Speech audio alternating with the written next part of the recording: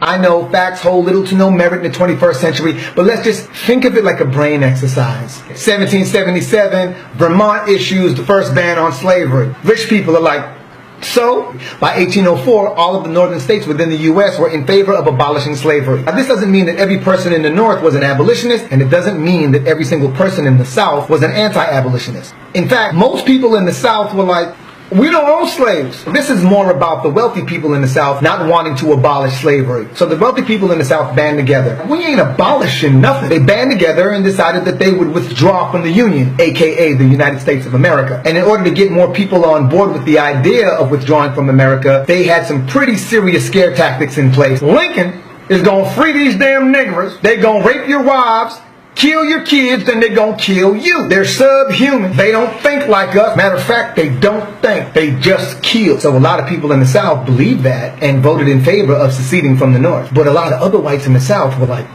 get rid of these damn slaves so I can get me a decent job. I can't compete with no free labor. I don't want to secede. I like being part of the United States of America. You still feel that way? So, the Southern USA regarded itself the Confederate and attempted to separate itself from the Union. Only thing gonna be free around here is moonshine, boy. Get the picking. And as the abolitionists of the North stood their ground, the country grew divided. With the South steadfast on keeping slavery legal, the slave population grew bigger and bigger because the Confederate, or the South, weren't budging. But in the same way that we have the Tea Party, which is an extremist minority group of the Republican Party, back in those days we had Copperhead Democrats. They were a minority group of Democrats who wanted to end the Civil War. These fools were in favor of maintaining slavery, and they believed they could use slavery to save the Union. They were initially called Copperheads because of their snake-like tendencies, but with some savvy marketing, the Copperhead label became a symbol of liberty. This is why I stress branding is so important. No, seriously. So Lincoln fired someone in charge around 1862. He let the country know. He's like, if you do not side with the Union and free the slaves, I'm going to issue an executive order. Right now, Jimmy, right now. I'm going to count to 100. You do it right now. But the southern states were unified and not one of them conceded. So in 1863, an executive order was issued by President Lincoln to free the slaves. The Emancipation Proclamation went into effect in every single state except for one. Guess who? Texas, Texas, Texas. It was ordered upon 10 or 11 Confederate states in resistance to the free slave movement. And it also insisted that the Army and Navy acknowledge escaped slaves as free men, recruit them, and pay them. Progress, baby! It took about a year, but they even got Louisiana on board, okay? I'm all over the place right now. I need fact checkers. Was it 10 or 11 Confederate states? Post it in the comments below. Please provide your source along with it.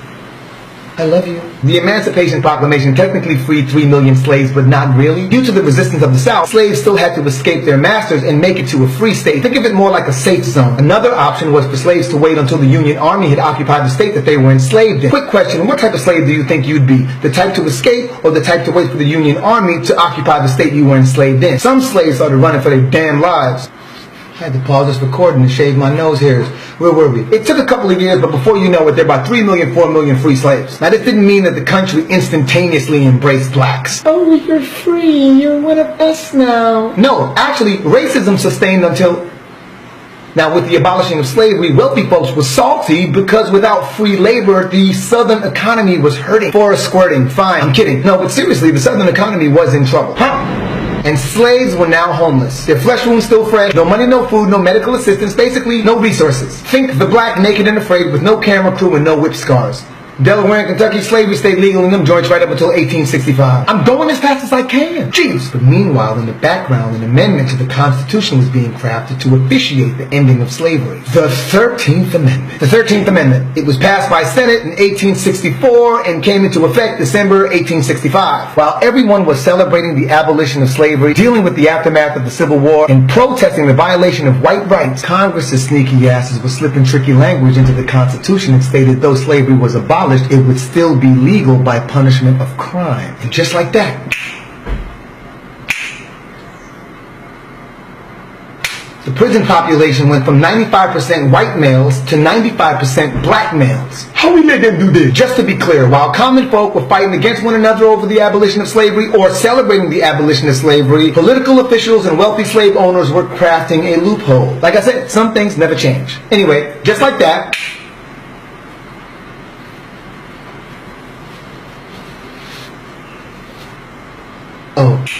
The prison population went from 95% white males to 95% black males. But how? How could you arrest that many black people so quickly? I'll tell you how. Black code and pig law. Let's break them down, starting with black code. Black marriage, legalized. Black ownership of property, legalized. Blacks were allowed some access to the courts but could not testify against whites. Blacks were forced to sign long-term contracts with their former slave masters who still refused to pay them. So blacks would often work for their former slave masters for almost a year without pay. Blacks could not challenge their slave masters in the court of law because then they would have to testify against whites, which at the time was illegal. Blacks could not accept employment without approval from their former employer or slave master. Those laws were repealed in 1866, and in came pig law, which was the answer to the repeal of black code. Pig law went as follows. Jobless while black, illegal, illegal. Loitering while black, illegal, illegal, illegal. Stealing bread while black, 5-year sentence. Blacks were like, man, we gotta get out of here. So they started taking railroad cars to the north, but then the south got hip to it. Standing near railroad while black, illegal. Riding railroad cars while black, illegal. Basic misdemeanors came with extremely harsh sentences and fines. And if a black person couldn't pay those fines, they went to Bank of America and got a loan. No, they went to jail. Blacks were not allowed on juries. Most blacks couldn't afford to hire a lawyer. No blacks that I know of were afforded public defendants, which pretty much quadrupled the prison population and began the convict lease system. The convict lease system. The convict lease system.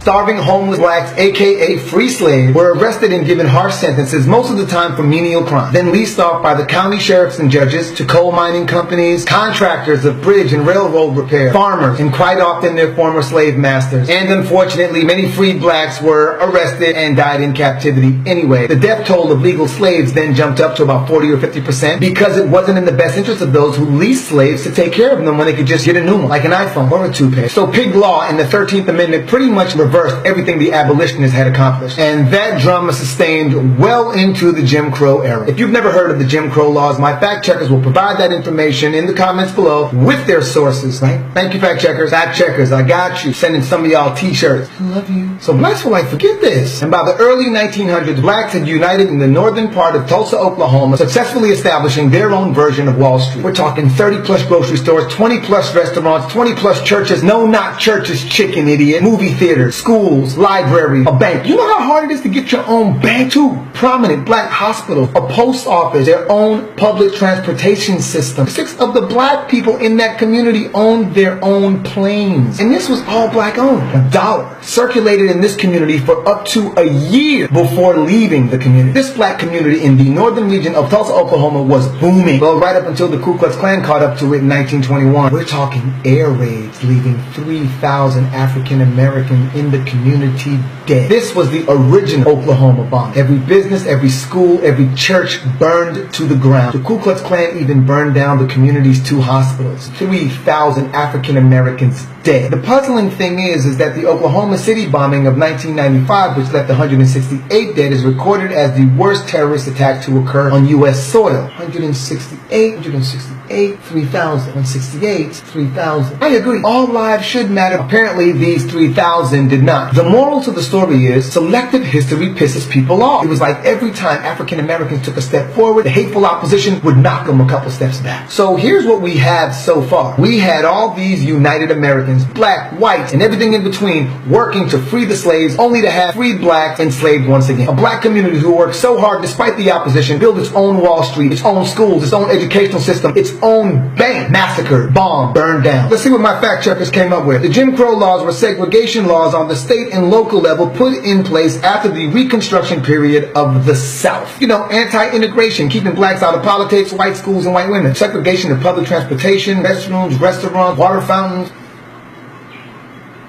This is video? Why are you so stupid? So blacks started fighting to get into the white schools because without education and opportunity, life is pretty bleak. But them Jim Crow laws were like, hell no. Hell no. The Jim Crow laws continued until they were overruled by the Civil Rights Act of 1964 and the Voting Rights Act of 1965. Damn, I was conceived just 2 years later. Yup, I grew up to Ivan Putski, Andre the Giant, and Jake the Snake Roberts. Y'all want to see some ugly hands? The 70s was so deep. 1971, that's right around the time Nixon declared the war on drugs. Fact checkers, please. I think Nelson Rockefeller, then governor of New York, got in on it too. He was like, give them life without parole, even if they're a juvenile, with no chance of repeal. And that's how the mandatory drug possession charge became a minimum sentence of 15 years. You better get that money, get that money, get that money, get that money, get that money, get that money, get that money, get that money. Before you know it, the whole country was on the bandwagon. Remember how I was talking about the convict lease system? Well, it was so profitable, it began to revive economies across the country, and every state wanted in. Big money prisons were gaining major influence on Capitol Hill. They began paying politicians to push for harsher laws and longer sentences. Longer sentences. You better get that money, get that money, get that money, get that money. Here we were in the 1970s, and blacks, who had only made up 13% of the U.S. population, made up 41% of the prison population. Get that money. Put it like this: 1 out of every 4 black men went to jail. So while blacks and whites fought side by side to help blacks gain the right to vote, 1 in 4 black men were being incarcerated and revoked of their right to vote. Get it? Then came the 80s, the Reagan era. And this mug had the nerve to declare war on drugs. Talk about history repeating itself. Good Lord. So this go round, the Reagan administration labels the Sandinistas of the Nicaraguan government a socialist government that must be overthrown for democracy. To do so, the Reagan administration provided financial aid to the Contras, who were in opposition of the Sandinistas. But once the U.S. discovered that the Contras were also using drug money to fund their rebellion, U.S. Congress was like, and they cut off all funds to the Contras. Then Lieutenant Colonel Oliver North, or whatever his rank is, comes up with what he labels a neat idea. He was like, we don't need Congress. We can sell guns to Iran. Take that money and give it to the Contras. Congress ain't gotta know nothing. That's not gonna be enough. So he got his boy, Oscar Danilo Blandon from Nicaragua. Oscar had drugs wholesale and a connect in California named Freeway Rick Ross. And Lieutenant Colonel Oliver North proceeds with this plan. We gonna act like we don't know. Let my boy Oscar bring his drugs into the USA. His connect, Freeway Rick Ross, is going to push the drug to the most vulnerable black communities in California. Then spread to St. Louis, New Orleans, Texas, Kansas City, Oklahoma, North Carolina, South Carolina, Indiana, Cincinnati, Baltimore, and Ohio. Oh, I forgot Seattle. He'll take some of that drug money and use that to fund the Contras too. Boom! And we're back in business with Nicaragua. Democracy. I don't know. Fact checkers. Anyway, Oliver North eventually got busted. He served 3 years in prison. His connect and drug lord Oscar Danilo Blandon served 2 years and worked with the DEA to help bring down Freeway Rick Ross, who ended up serving 25 years because that's the black penalty for selling drugs in the United States of America. Was it 25 years? Fact checkers, I need your help, because I do believe that Freeway Rick Ross's sentence was 5 times longer than Oliver North and Oscar Danilo Blandon's sentences combined. I'm not glorifying Freeway Rick Ross for being so eager to sell out his own community, but I do think it's interesting that Oliver North, who orchestrated the whole thing, was able to sit in front of the Supreme Court and say, I thought it was a neat idea, and only served 3 years. How we let them do this? Guess who else served time? All the black drug addicts, mamas with crack babies, drug affiliates, etc. And that pretty much devastated much of what was left of the black community. It's so insightful how government has the ability to declare a war on drugs just before the drugs are pumped into the community. Black is beautiful, but black is also highly abused and highly incarcerated, has been since 1865. For instance, the convict lease system. The convict lease system has been so successful and so profitable that even private prisons are making a killing in the prison industrial complex. Did you know that the private prison industry lobbied for harsher and longer sentences and for the right to detain immigrants who were supposed to be deported? They spent $45 million bribing folks on Capitol Hill. $45 million bribing folks on Capitol Hill and in the mainstream media. Do you know what the private prison industry grosses per year? $5.1 billion. I could buy like 10 fishing kayaks with that. The profitable convict lease system is part of the reason that this war on drugs theme is so popular. Still, today, 1 out of 4 black men will be incarcerated. Luckily, out of the 4 black men in my family, I was the brother who went to jail, thank God. Well, me and Tijuana Jackson, that's why I'm crazy. Speaking of history repeating itself, I can't forget Bill Clinton's war on drugs. He signed the 1994 crime bill, didn't he? And his wife coined the term super predator, which basically means these damn niggers, super predator. They gon' rape your wives, super predator. Kill your kids, then they gon' kill you, super predator. They're subhuman, super predator. They don't think like us, super predator. Matter of fact, they don't think, which really helped beef up the prison population and the convict lease system. You know what? History ain't nothing but a one-trick pony. With all the opposition I've just mentioned, we have still managed to produce some of the world's top artists, some of the world's top entrepreneurs, some of the world's top athletes, a black president. How did I forget Kanye? Some of the world's top fashionistas. Y'all know what we need, right? Modern day abolitionists. Look at it like this. The more you buy into the concept that putting nonviolent people in jail for extreme amounts of time is a good idea, the more jobs you lose to the convict lease system.